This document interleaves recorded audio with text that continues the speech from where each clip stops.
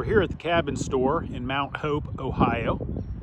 It's a wonderful place to come for furniture, indoor, outdoor, and a lot of custom things for your home. We're going to specifically be looking at these grain silos. They're a gazebo kit, and we're going to be providing a full assembly, build, and installation video. So if you get one, the installation will be super simple. They've got a lot of sizes. They're featuring a 12, I think a 24, and a 15 here. And we're going to be showing you the installation of an 18-foot diameter. Hello, we're going to be providing a video to show the assembly of this silo gazebo. And we wanted to start with some helpful tips on planning your purchase. We went with an 18-foot diameter silo, and we're going to have a substantial fireplace in the center. We're going to have some furniture placed here. We were considering one size smaller, 15 foot, and we may have even been better fitted for a 21 foot, but this 18 foot's going to work out. And so size would be the first thing. What are you going to put in it? What are you going to use it? How are you going to use it? And the second thing would be if you're going to get the golden grain detail, where you're going to place that. We kind of see this from this angle, so we wanted it to face this direction. We've also, as we walk around this a bit, there's a roof ladder, really some steel brackets that make a roof ladder so you can get up to the top. And you also maybe want to plan out where you're going to put those on the roof in relationship to the emblem, and just once you get this into position, just what is it going to look like from all angles. The third thing would be wind. We get a lot of wind from the west, and the back of this is facing pretty much directly west, but as we've lit a few trial fires, we've noticed we are getting some wind through a south, almost a pure south direction, and it is causing some interruption on windy days. And there are some accessories you can purchase with these. We picked up the countertop kit. We're going to do a full electrical package with this, wiring and lighting, some outlets, but there's also some clear windows that are made from a flexible, I'm not going to call it plastic, but it's a flexible tent-like material. We'll probably install those in this opening, which is kind of somewhat northwest, and then our southwest, just so we can open and close. As far as helpful hints in planning, wind, direction, I think that pretty well covers it. Help would be another thing. This is at least a 2-person assembly. 3 would be helpful in some cases. Plan on, with one helper, a full 3 days to install. And let's go ahead and get into some of the details. Foot silo, we hauled it in this 12-foot by 6-foot trailer. Most of the components have been unpacked. We did have a lot of cardboard with us and wood blocks in order just to make sure there was no damage, but we've got the legs here. This gazebo had a countertop. We've also got a fire pit hood. So there's a top ring, a bunch of roofing panels. So we've got all of our pieces laid out just so it's really easy. We have our hardware came mostly marked in the packages.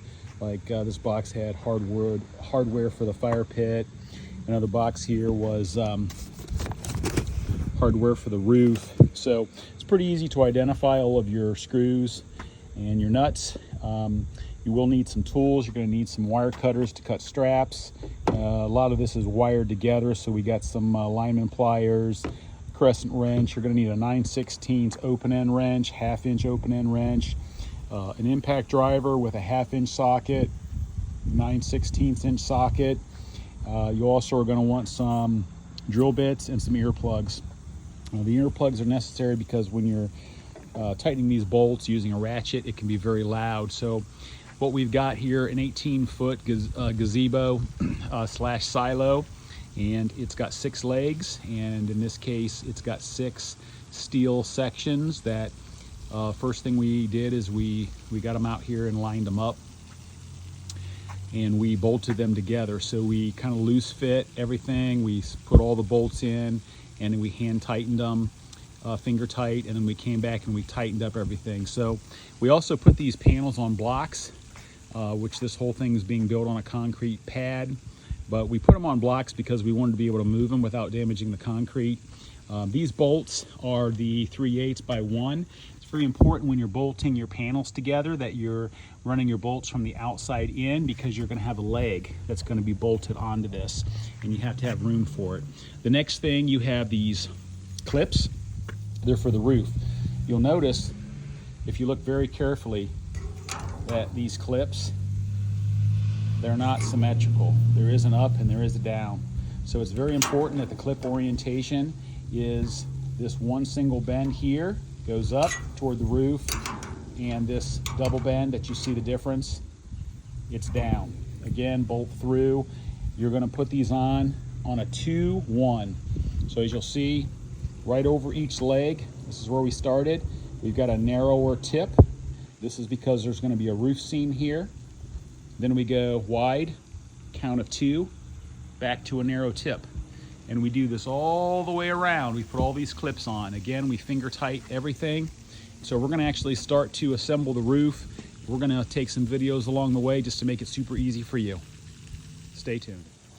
Okay, we've put up 4 of the roof panels following the directions.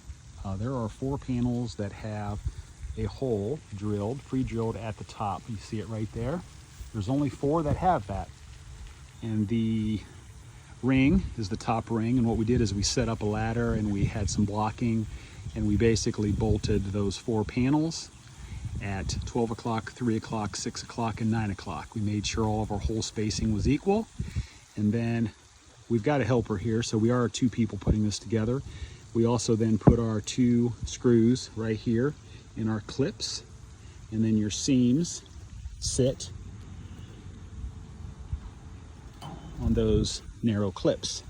So we're going to start putting the rest of the roof panels on, and we'll give you some detail after we get those on. We're going to start filling in 1 panel per quadrant and continuing to move around clockwise until we get all the panels in.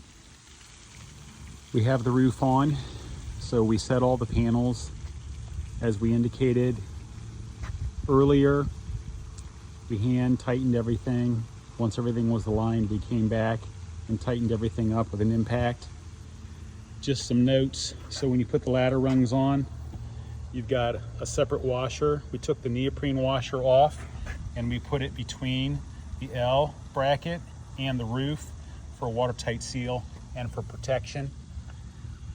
We've got 1 piece of this like hurricane strap. It goes all the way around the building. We'll finish that. We've still got our holes to drill through the top ring. As you can see, 4 panels came pre-drilled. That's your north, south, east, west, your first 4. So we'll drill those, put the last bolts in, and work on the top ring, provide you some additional direction shortly. Okay, here's a close-up view of the peak. We've drilled the rest of the holes through the roof panels. These are 5/16 bolts. And then we've bolted the top ring using the 3/8 bolts.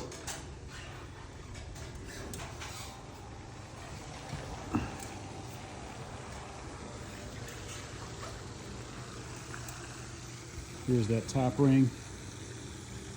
We're going to put the cap on now.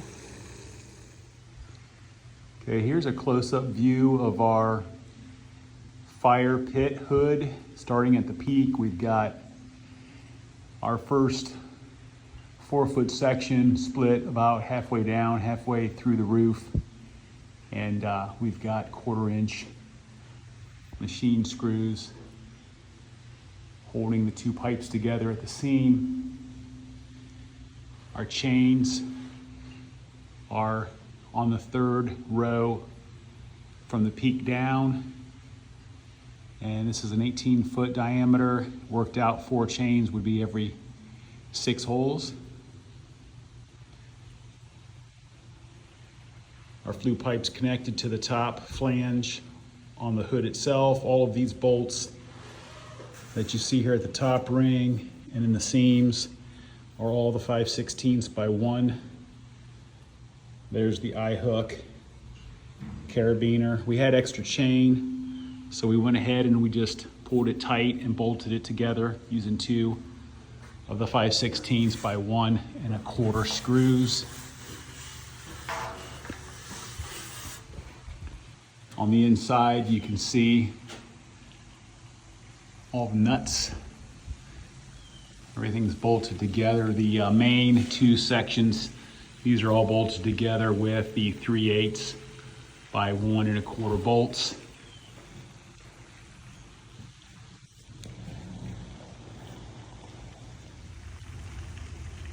Okay, one thing we wanted to note before we show you the JLG we rented to lift this roof assembly is a little bit more of a close-up view of the cap and the flue pipe coming out. But you know, when you're renting a large piece of equipment, one thing you need to know is how you're going to get it to the silo. And we've got concrete here and quite a long driveway. The concrete and the asphalt's a bit newer, so we didn't want to run it over that because it's a heavy piece of equipment. We're kind of out here in the country. We were able to basically bring our piece of equipment up through some fields from the road and get it up here. And the ground was really, really hard and dry. But we want to just absolutely make sure that you assemble the entire top, the roof, the hood, everything that you can while it's basically on the ground. I had limited help. I made a decision to lift the roof before the hood was installed, and I had to do all that from a ladder, and it was very difficult. So I highly recommend do 100% of your roof related high items while this is sitting on the ground before you lift it. It will save you a lot of time, and it's so much easier. Okay, we have hoisted up the top assembly of the silo, and you know, you have to rent something to lift this. So this is a JLG. This 18-foot diameter silo is 2,500 pounds assembled, but I've got 6 legs that are currently not installed. We're going to do that now. So we're lifting 2,200 pounds. And we're going to bolt all these legs on and then carefully position this. We've bolted our 6 legs on, and all of the holes in the top were all pre-drilled. So again, we used 1 1/4 inch by 3/8 bolts, hand tightened, and then came back and tightened everything. Once you come down and you have your lower panels connecting into your legs, you have to drill all of these holes with an 11/64 drill bit. We have 6 legs again, and all 6 are anchored into the concrete with concrete anchor bolts. That's a 5/8 hole drilled with a hammer drill. You put your anchor bolt down inside, washer, nut, tighten it down. On the inside here, we've chose to install panels on the entire back in 2 sections because we get a lot of wind here from the west. We've also, all of these holes here through the legs are all drilled, so there's a lot of drilling of holes. We've got our panels all bolted together. We've got our countertop installed. There's 3 brackets. Those were drilled. And then there's lock washers and nuts.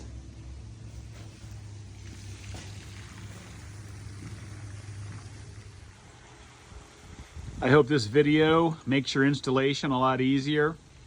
We have got our landscaping in, and we added some electrical outlets on the inside and outside. We're going to add some solar lighting. My granddaughter daughter's already here sitting in her chair, hoping I start a fire. But there's the countertop, some outlets, some switches. I put LED around the entire perimeter. And so the options are endless. Again, enjoy yours.